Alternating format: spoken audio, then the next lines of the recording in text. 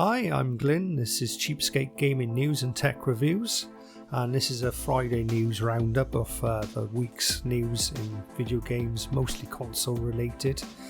First off, I'd like to apologise. I didn't release a gaming news on Tuesday. Normally on Tuesday I do a sort of review of the weekend's news, and the reason I put a different video out instead, the 5 versus Drive Club video. But the reason why I didn't do a video on Tuesday was basically last weekend's news was a bit of a nothing burger, so there wasn't really that much news. But fortunately there's been a lot more news, a lot more interesting news released this week. We've got the PlayStation 5 UI, we've got PlayStation 4 Update 8.0, and then we've got a little look at what Yakuza looks like, Yakuza Like a Dragon, on Series X and Series S. So without further ado, let's get into it and let's move along now to the PlayStation 5 UI. So Sony decided to finally drop the first look at the new PlayStation 5 UI, User Interface. So basically the dashboard when you first load up your PlayStation 5, some of the features are on there. It wasn't really a deep dive, they kind of more or less just went over a few of the new features they're adding, and some of those features look very interesting and quite nice indeed. So let's have a little look at a few of these features that they're adding.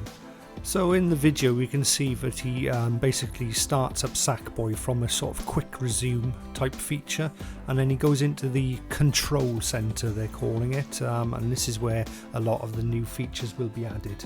So straight away off the bat we can see that some of the initial new features is that we can do a lot of what we can do on the PS4, but this time rather than going to a separate dashboard or a blade on the side, we can do it all in game. So inviting parties, seeing who's online, checking your screenshots, and other things like that. Now some of the new features include to do with your trophies or challenges within game, and you can now basically see how far. It's very similar to what they've got on the Xbox, and they've had for a while on the Xbox, where you can see how far you are away from completing a trophy. So you load up a game, you have a quick look and you think, oh, I'm 90% of the way from doing this trophy, I may as well do the extra 10%, and it'll even give you a time to sort of say, well, it's going to take you roughly about 10 minutes to do this or finish this mission. That's quite a nice little feature.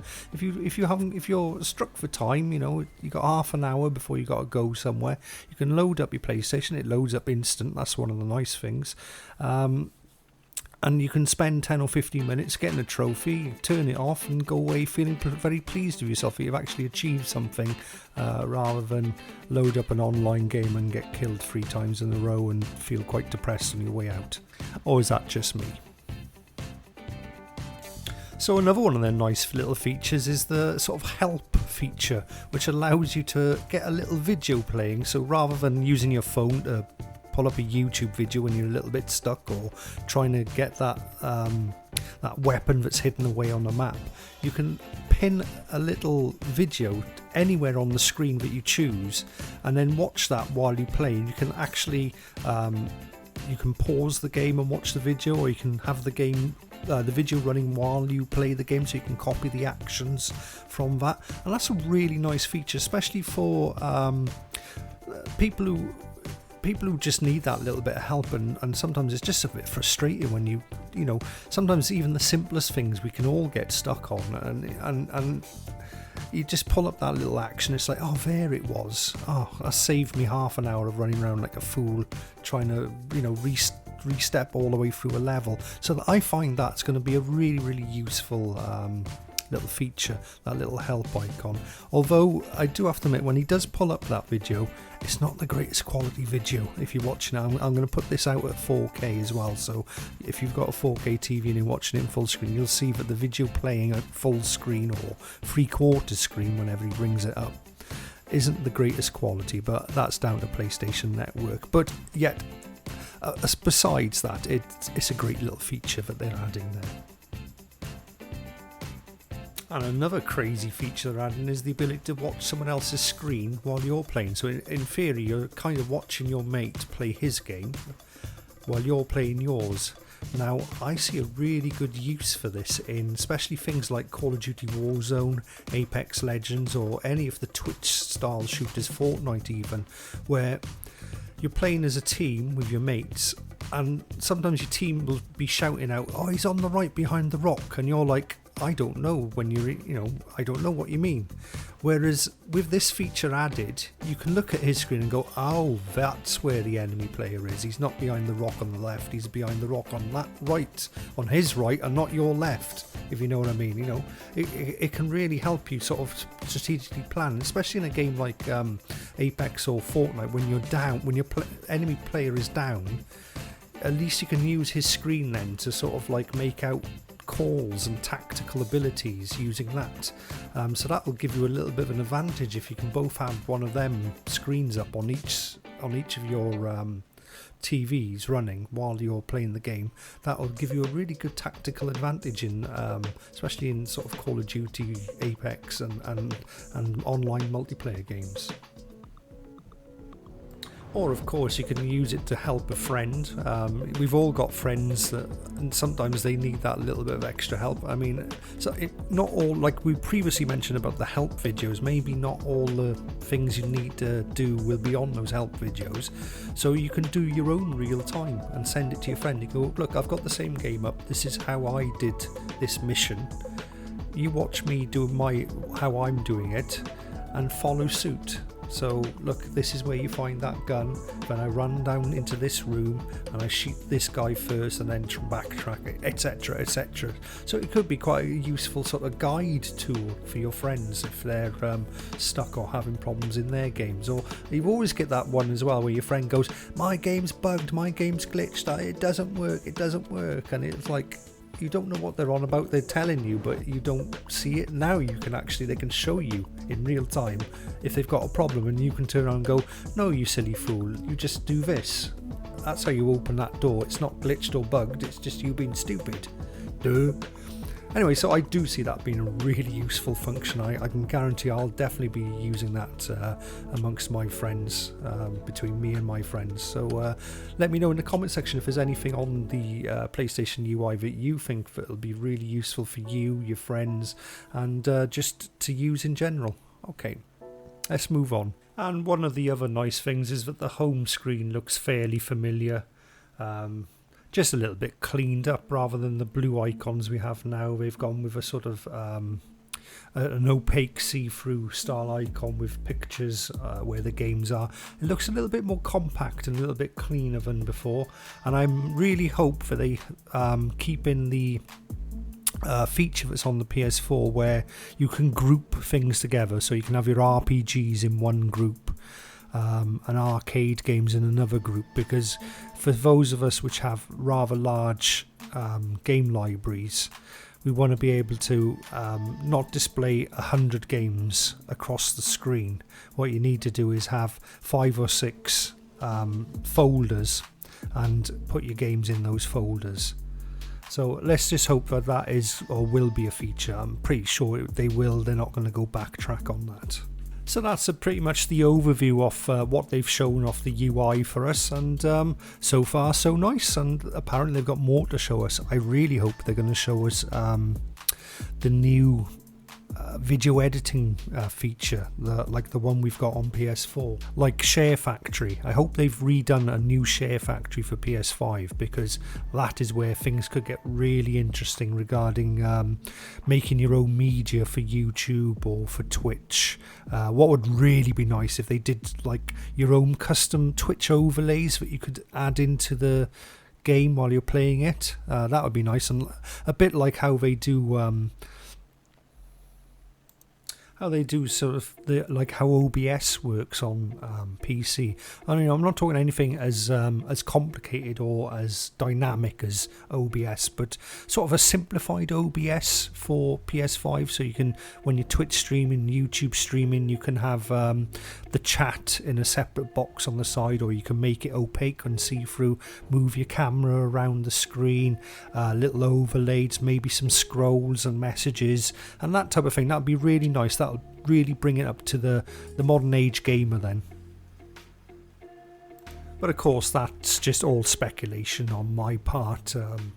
Just hopes and wishes, and I'm sure maybe if you've got any hopes or wishes that they add or features that you think it would look really good on the new PS5, then put them in the comment section down below. We'd love to hear, and I always try to write back or comment back on anyone that does put a comment in the comment section. You know, I do like to engage with my audience. So that about does it for the UI overhaul. So we'll move on next now to... So next up, I'd like to talk about all the drama that was the update 8.0 that was just been released for the PS4. And basically the internet went into basically a twizzy.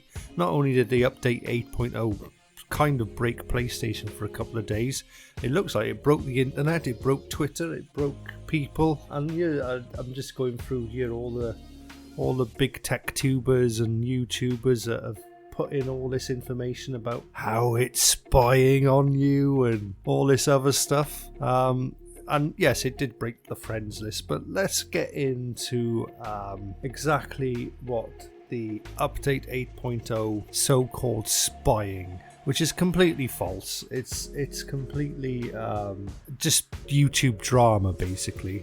Now, what update 8 allows you to do and what that warning sign is about, it's got nothing to do with PS4 anyway. It's a PS5 feature that will be able to record the party chat.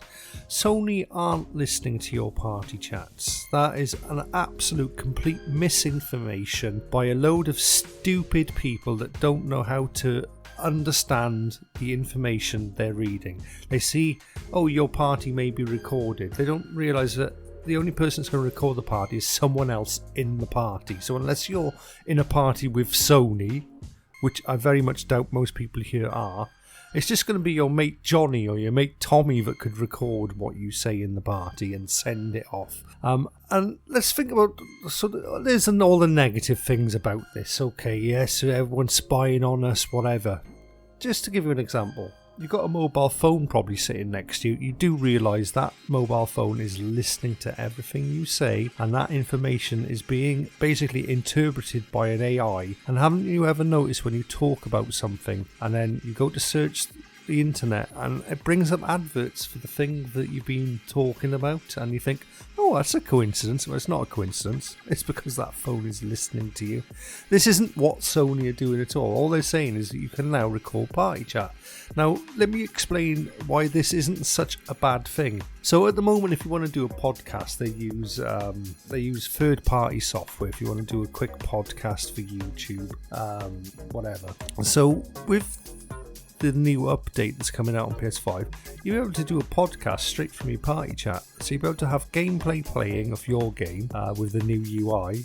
You'll be able to also put someone else's gameplay overlay in a small box in the corner of their gameplay on their game.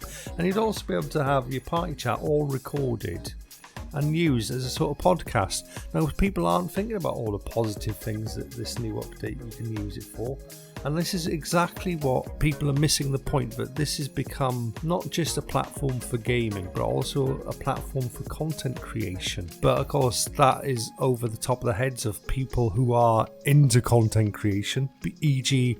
tech tubers and YouTubers of the world, who are basically just into drama. And I don't understand how can people be so stupid and not understand what is written? It's written there in front of you. When you bring it up, it says, you know, it said the warning. I'm not going to put it on the screen, but the warning basically said you can now record party chat. It's not Sony is now listening to your party chat. It didn't say that. It didn't say that at all. So why these stupid? And I mean, you've got the people like Rich from Review Tech USA. You've got all the other sort of big tech tubers that are going on and on about it. And some of these guys have got 1 million plus subscribers. And they're pummeling out false information. Now, last time I checked, I believe that conspiracy theories and pummeling of false information was actually against YouTube guidelines. But no one ever pulls these guys up about it. You know, that's just the way it is. It's small YouTubers that get shit on all the time, not big ones. Anyway, so that was the update 8.0. It did break your friends list. I'll accept it completely broke your friends list. I couldn't get in touch with anyone for it. I think it's all fixed now, but it was like 2 days. But I tell you what it did fix. This is a bit of a unique circumstance. Was I like to watch YouTube. I'm a big user of YouTube, and I like to watch it in the browser, not in the app on the PlayStation. I use the browser just to watch my YouTubes. People I like on YouTube. Now, there's always been a thing that it used to work years ago where if there was a live broadcast, you could watch the live chat and interact with the live chat. Now, for the last 3 or 4 years, that function has basically not functioned. That ability to use and interact with the live chat has not been able. You've not been able to do it on the PS4 browser. Well, for some reason that's managed to be fixed now.